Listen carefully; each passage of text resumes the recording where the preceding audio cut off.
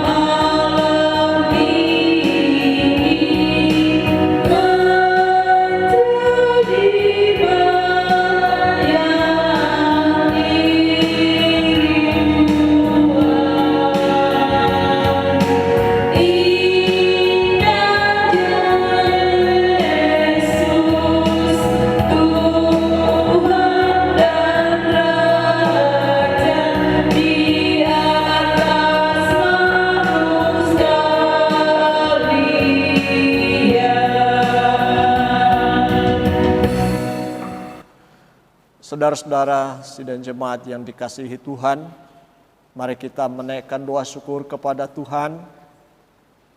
Sekaligus dalam kita akan membaca dan merenungkan kebenaran firman Tuhan sebagai dasar kebaktian kita saat ini. Mari kita satu dalam doa.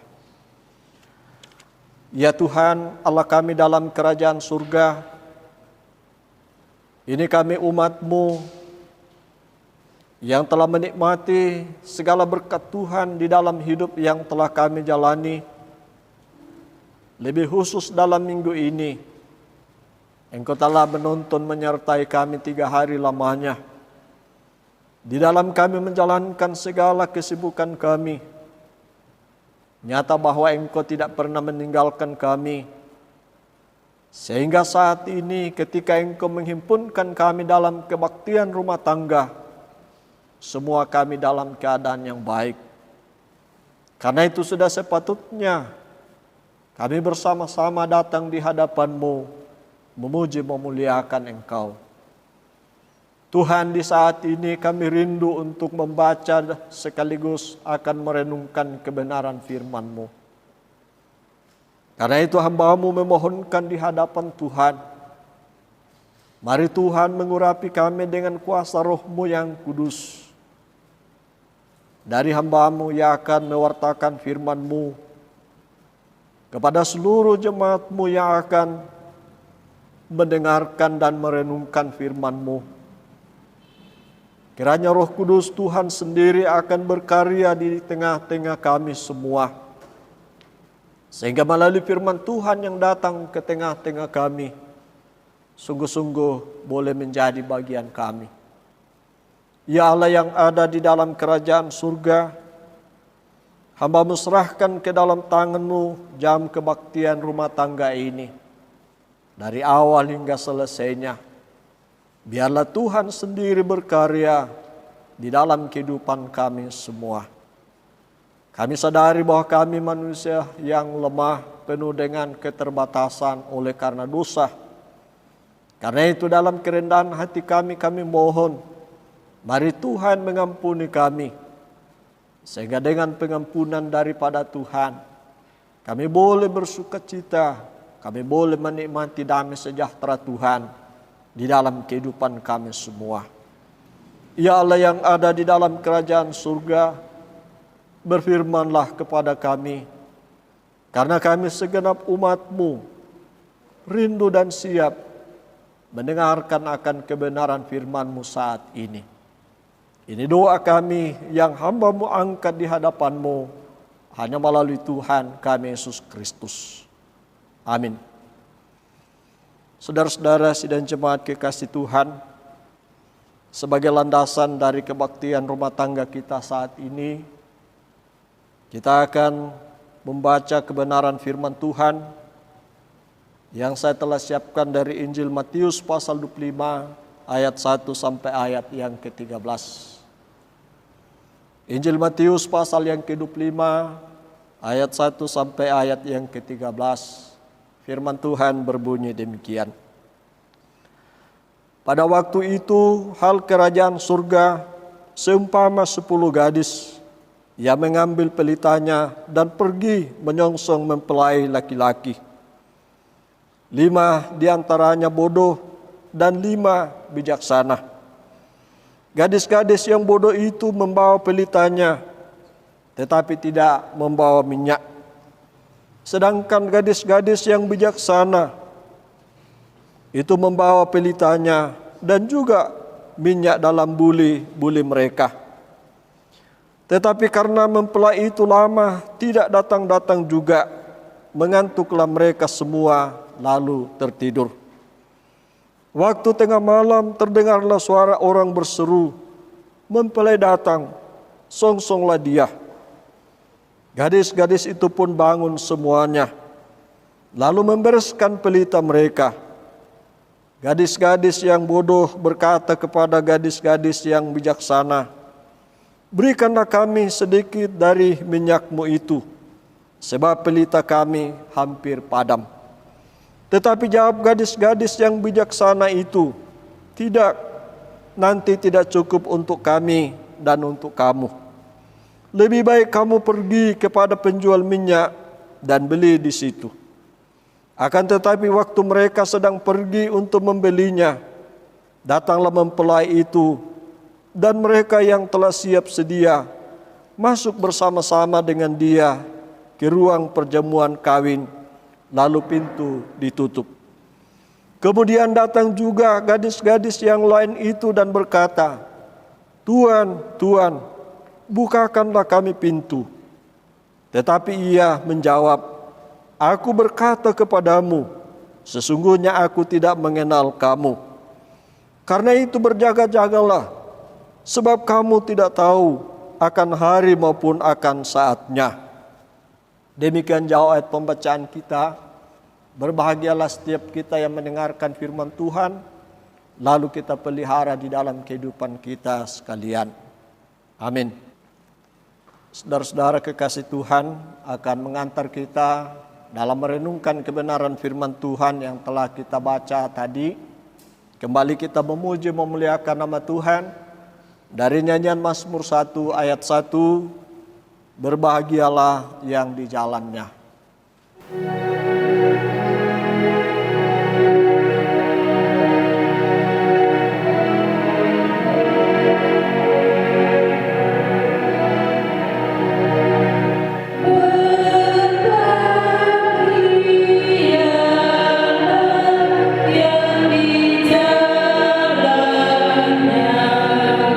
Tak ikut orang fasik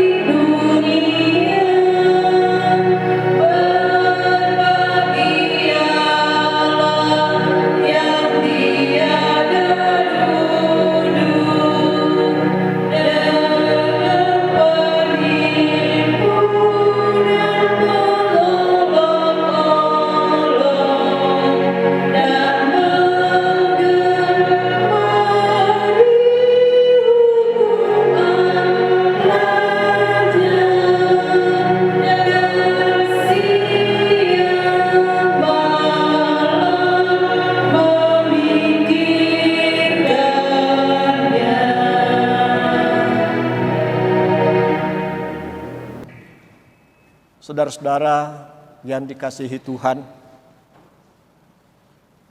dari pembacaan firman Tuhan tadi, yakni dari Injil Matius pasal 25 ayat 1 sampai ayat yang ke-13, saya mengangkat tema, jangan menunggu sampai terlambat. Saudara-saudara, sidang jemaat yang kekasih di dalam Tuhan kita Yesus Kristus, dalam pandangan kita semua, kebiasaan terlambat tentunya kita menilai bahwa itu adalah hal yang kurang baik. Baik bagi diri kita sendiri, karena ketika di suatu kesempatan kita terlambat, maka tentu kadang kita tergesa-gesa, kadang tidak ada persiapan yang baik di dalam kehidupan kita secara pribadi. Dan bagi orang lain tentunya akan muncul perasaan yang kurang nyaman. Bahkan ada penilaian bahwa kita tidak menghargai akan orang lain ketika kita biasakan diri dengan hal terlambat itu. Lebih lagi ketika kita melaksanakan kebaktian, kadang kita tidak terarah dalam mengarahkan diri kepada Tuhan dalam peribadatan kita ketika kita biasa terlambat.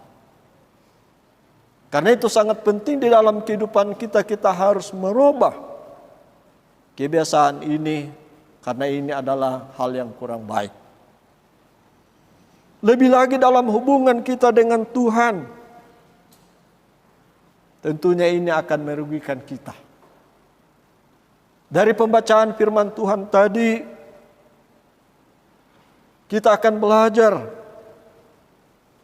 kurang indahnya dan kurang baiknya di dalam kehidupan kita selaku umat Tuhan ketika kebiasaan terlambat ini selalu kita pupuk, kita lakukan di dalam kehidupan kita. Apakah di dalam kehidupan kita sebagai bagian dari masyarakat, lebih lagi dalam kehadiran kita sebagai warga jemaat. Hal ini adalah hal yang kurang baik. Saudara-saudara yang sama-sama dikasihi Tuhan, dari firman Tuhan yang telah kita baca tadi, memperlihatkan kepada kita bagian daripada pengajaran Tuhan Yesus dalam bentuk khotbah tentang akhir zaman. Sebagaimana kalau kita lihat dalam pasal 24 dan pasal 25 yang membicarakan tentang akhir zaman. Pengajaran Tuhan Yesus dengan hal akhir zaman ini diungkapkan atau disampaikan dalam bentuk perumpamaan. Perumpamaan tentang 5 orang gadis yang bijaksana dan 5 orang gadis yang bodoh. Kalau kita melihat akan perumpamaan ini hanya dicatat oleh penulis Injil Matius. Kalau dalam Injil lain, Injil Markus, Lukas, dan Yohanes, kita tidak temukan. Hanya berada dalam Injil Matius. Perumpamaan ini, saudara-saudara, menjelaskan kepada kita bagaimana Tuhan Yesus menjelaskan bahwa Dia sebagai mempelai laki-laki dan para pengikut-pengikutnya atau umatnya sebagai 10 gadis. Yang mana kita lihat tadi dari ke-10 gadis itu dibagi dalam 2 kelompok. 5 yang bodoh dan 5 yang bijaksana. Saudara-saudara, kata bodoh dan bijaksana adalah hal yang biasa dipakai oleh Injil Matius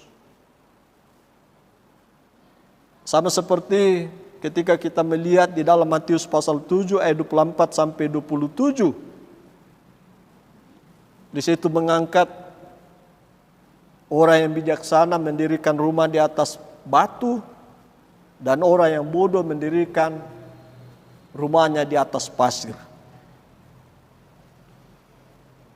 Bahwa perumpamaan ini saudara-saudara menggambarkan akan kehidupan kekristenan di saat Yesus datang pada kali yang kedua, di mana menjelaskan bahwa umatnya akan berada dalam dua kelompok, sebagaimana ditampilkan oleh ke-10 gadis tadi. Kelompok yang satu adalah kelompok yang telah siap sedia. Lalu kelompok kedua adalah kelompok yang tidak siap sedia. Yang kelihatannya siap, tapi dalam kenyataan bahwa tidak ada kesiapan. Saudara-saudara, perumpamaan ini menggambarkan suatu sikap yang dinyatakan dalam kita menanti akan Tuhan Yesus Kristus. Kita selaku umatnya digambarkan dalam 10 gadis yang membawa pelita beserta minyaknya. Itu ditunjukkan akan gadis yang bijaksana, sedangkan gadis yang bodoh membawa pelita tetapi tidak membawa minyak. Ketika mempelai datang, kita lihat bahwa kelima gadis yang bijaksana yang membawa pelita disertai dengan minyaknya, dia masuk ke ruang perjamuan kawin, sebagaimana kita lihat dalam ayat yang ke-10 dari pembacaan kita tadi. Sedangkan kelima gadis bodoh tidak turut mengambil bagian dalam perjamuan kawin, sebab mereka tidak siap.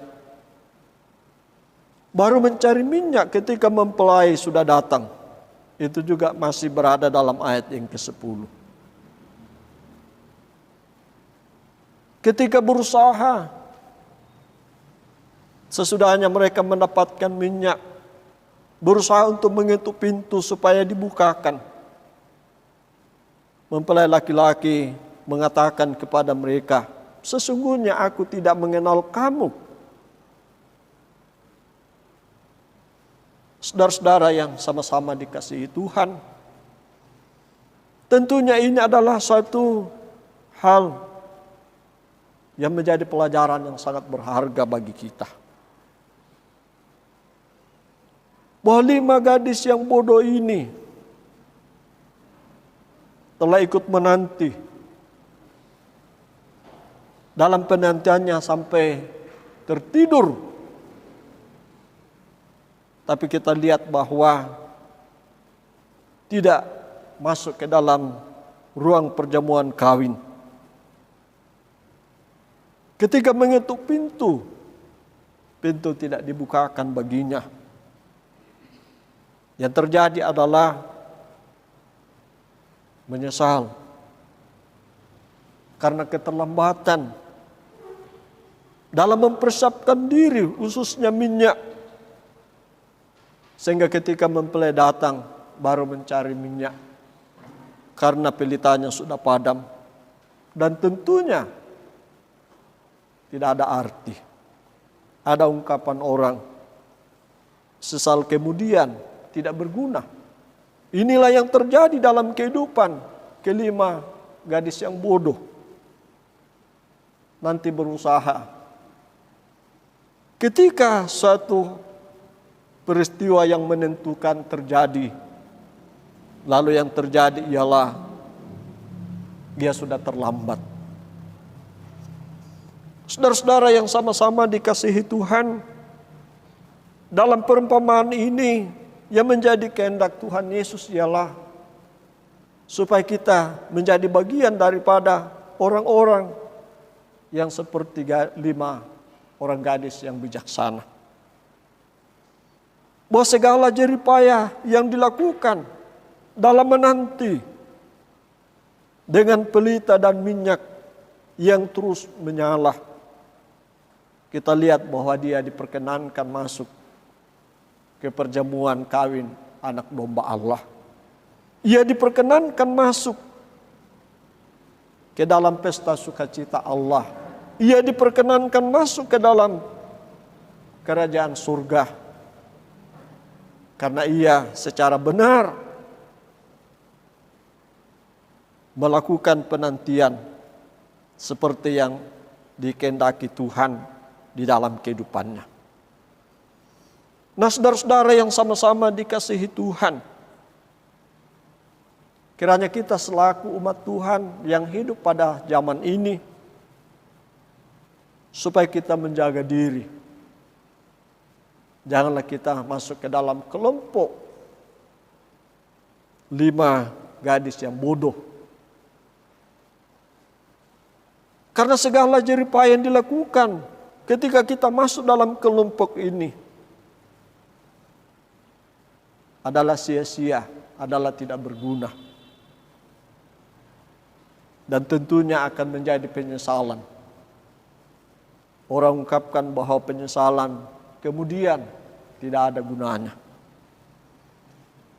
Dan karena itu dalam kita menantikan kedatangan Tuhan Yesus Kristus pada kali yang kedua adalah menjadi hal yang sangat penting untuk kita perhatikan. Karena ini menjadi penentu di dalam kehidupan kita. Seperti ke-10 gadis tadi. 5 yang bijaksana menjadi penentu ia masuk bersama dengan Allah, bersama dengan Tuhan Yesus Kristus yang adalah mempelai laki-laki itu. Ia bersukacita, ia boleh bertemu dengan Allah. Sebaliknya yang bodoh tidak dikenal oleh mempelai laki-laki atau Tuhan Yesus. Dan yang ia dapatkan ialah ia masuk ke dalam siksaan. Ia tidak bisa bersama dengan Allah karena ia tidak melakukan apa yang paling benar di hadapan Tuhan dalam masa penantian itu. Ketika ia berusaha pada saat mempelai laki-laki datang, sudah terlambat, bukan lagi tempatnya. Sudah diberi kesempatan, diungkapkan dalam perumpamaan tadi sampai larut malam. Yang terjadi dia tertidur. Ketika orang katakan mempelai datang, songsonglah dia. Minyaknya tidak ada. Sehingga yang terjadi adalah penyesalan.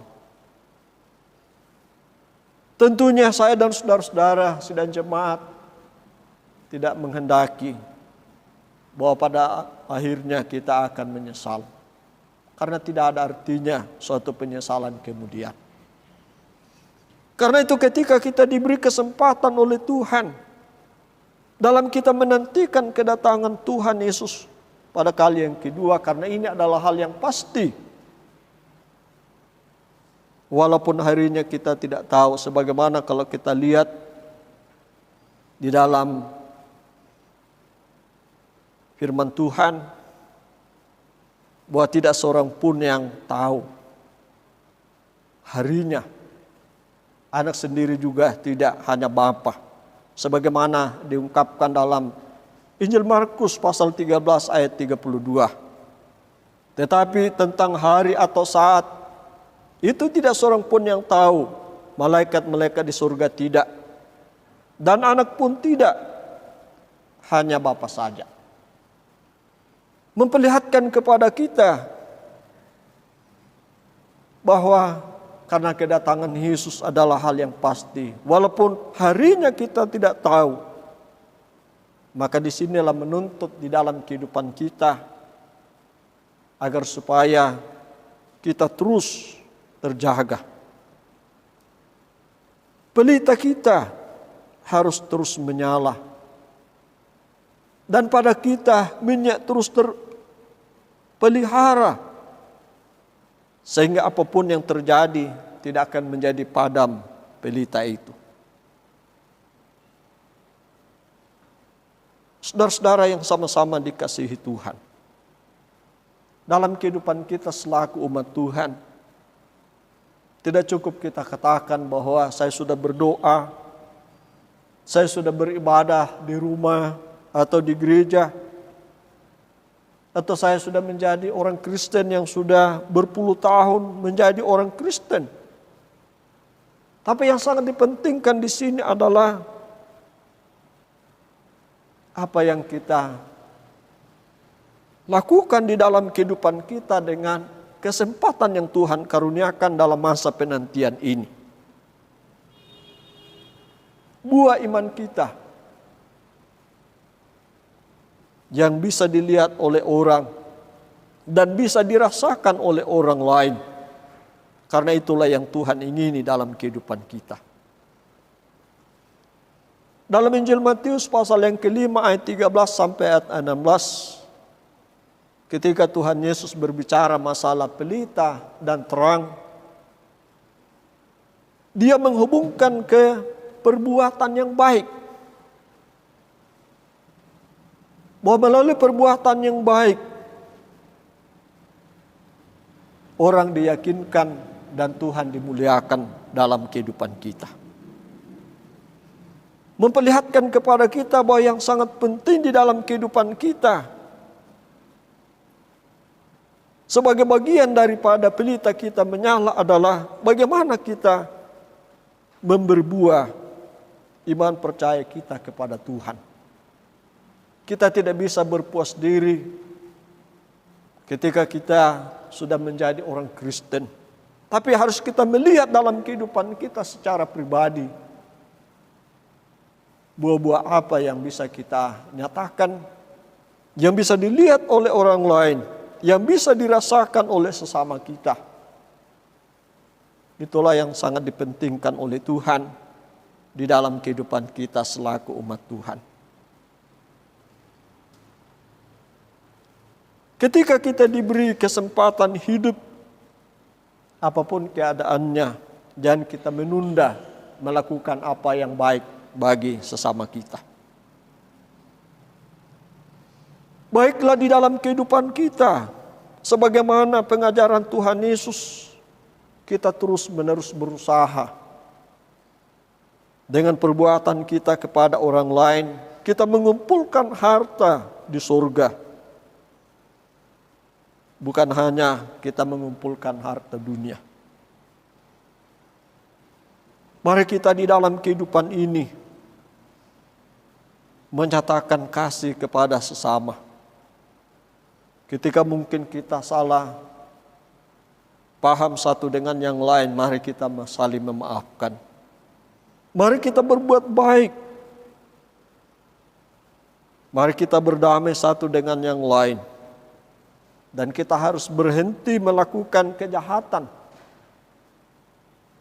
Karena Allah tidak menghendaki dalam masa kita menanti kedatangannya, kita yang adalah orang-orang yang sudah ditebusnya, yang disebut sebagai orang-orang yang sudah dipilih, hidup dalam kejahatan dosa.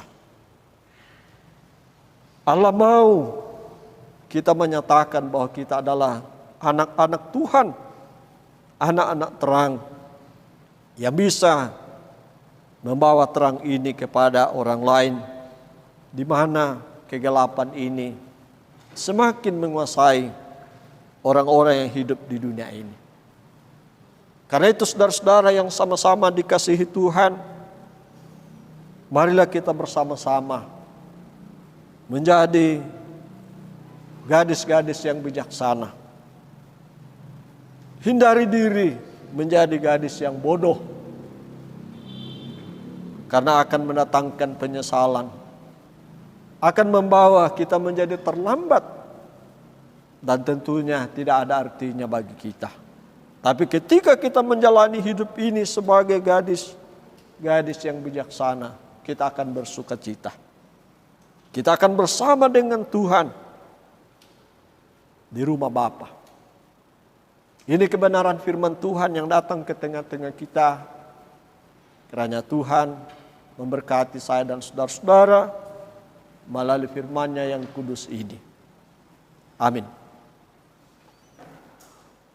Saudara-saudara yang sama-sama dikasihi Tuhan, mari kita aminkan firman Tuhan yang sudah kita baca dan renungkan ini dengan bersama-sama memuji memuliakan nama Tuhan dari nyanyian rohani 194 ayat 1 dan ayat yang keempat, sambil kita membawa tanda syukur kita lewat persembahan syukur.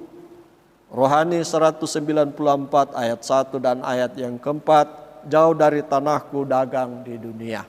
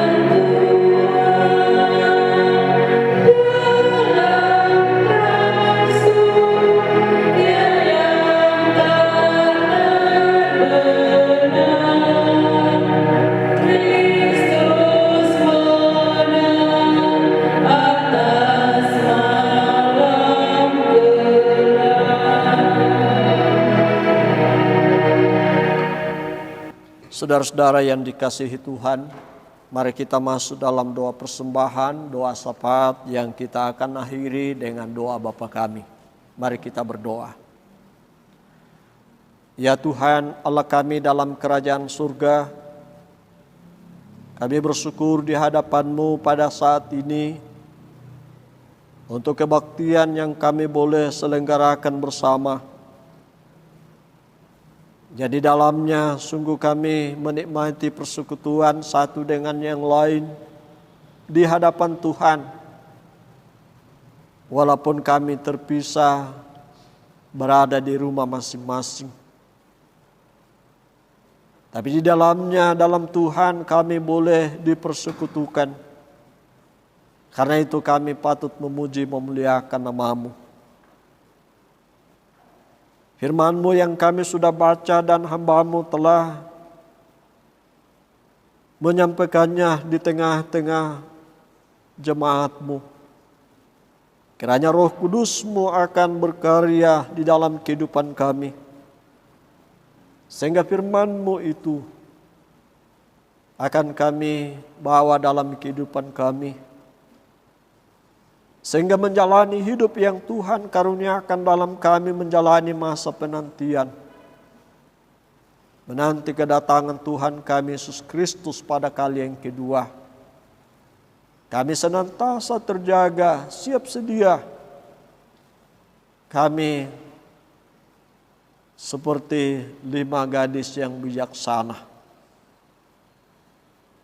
Tuhan yang ada di dalam kerajaan surga menolong kami semua agar supaya menjalani hidup kami tidak membuat pelita kami menjadi padam, tapi justru pelita kami akan terus menyala, akan membawa banyak orang untuk melihat akan cahaya Tuhan di dalam kehidupan mereka semua. Sebagai tanda kesyukuran kami melalui kebaktian ini, Kami telah mengulurkan tangan kami memberikan persembahan. Memberkati persembahan yang kami bawa di hadapan-Mu, sehingga menjadi alat untuk kelebaran pekerjaan Tuhan dan menjadi saluran berkat bagi tangan-tangan umat-Mu yang telah diulurkan. Hamba-hamba-Mu yang akan mengelolanya, Engkau Tuhan memberkati, sehingga dapat mengelola akan persembahan ini untuk kelebaran pekerjaan Tuhan. Ya Tuhan yang ada di dalam kerajaan surga, hamba-Mu berdoa untuk setiap umat-Mu yang boleh hadir dalam persekutuan kebaktian rumah tangga ini. Sebagai orang tua, selaku orang muda, bahkan anak-anak, Tuhan memberkati semua. Memberi kekuatan, kesehatan. Tuhan terus melindungi. Lebih lagi dalam situasi yang tengah kami hadapi, yang mencemaskan kami semua. Tuhan, Engkau melindungi kami, sehingga kami terus aman terpelihara di dalam tangan pengasihan-Mu. Tuhan yang ada dalam kerajaan surga, kami bersyukur bersama-sama bahwa di saat yang lalu kami boleh mengambil bagian dalam berbagi satu dengan yang lain dalam menghadapi dampak virus corona ini. Biarlah Engkau Tuhan terus menolong kami, menggerakkan kami, sehingga kami akan terus memberi buah. Percaya kami kepadamu dengan sesuatu yang berarti bagi sesama kami. Bahwa Engkau sudah memberkati kami, dan Engkau menghendaki kami sebagai saluran berkat-Mu. Karena itu kami terus rindu Tuhan pakai di dalam kehidupan kami ini. Tuhan yang ada dalam kerajaan surga, berkati sedang jemaat-Mu dalam hidup secara pribadi, dalam rumah tangga, lepas rumah tangga, dari orang tua sampai kepada anak-anak, bahkan yang ada dalam kandungan sekalipun. Segala kesibukan yang dilakukan, sekalipun terbatas oleh karena adanya penyebaran virus corona ini. Tapi kiranya Tuhan memberkati, sehingga setiap kesibukan yang dilakukan umat-Mu senantiasa merasakan pimpinan yang datangnya daripada Tuhan sendiri. Ya Tuhan yang ada di dalam kerajaan surga, kami terus berdoa untuk pemerintah bangsa dan negara kami. Tuhan kasihani, sehingga wabah yang masih merajalela ini, Tuhan Engkau hentikan, Engkau angkat dari tengah-tengah bangsa dan negara kami, sehingga kami akan kembali kepada kehidupan yang normal, karena Tuhan senantiasa berkarya di tengah-tengah bangsa dan negara kami. Demikian juga kami terus berdoa untuk setiap yang mengambil bagian dalam penanganan virus corona ini. Tuhan Engkau pakai mereka, beri hikmat, sehingga mereka melakukannya, sehingga banyak saudara-saudara kami boleh mendapatkan hal yang baik dari segala yang mereka lakukan. Tuhan, kami serahkan hidup kami malam ini ke dalam tangan-Mu, menuntun kami semua, sehingga kami senantiasa terpelihara di dalam tangan pengasihan Tuhan.